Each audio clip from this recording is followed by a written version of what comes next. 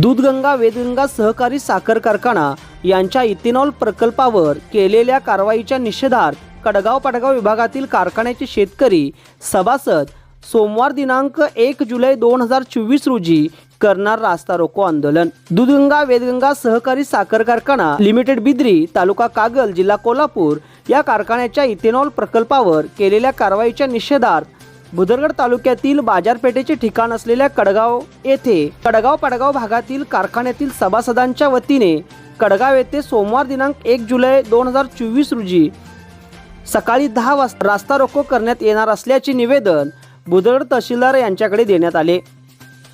यावेळी माजी सभापती विलासराव कांबळे, प्रकाश डळेकर, बजरंग सुतार, बाळासो कोटकर, खेडगे येथील NK देसाई, जयसिंग पार्टे, काकासो देसाई, मोतेश बारदेशकर, काशीनाथ देसाई, धनाजी पाटील, KG पाटील, पांडुरंग चांदम, बाजीराव कोटकर, दिनकरराव रेपे, गणपतराव शिंदे आदींनी रास्ता रोको करण्याचे निवेदन तहसीलदार यांना सहीसह देण्यात आले।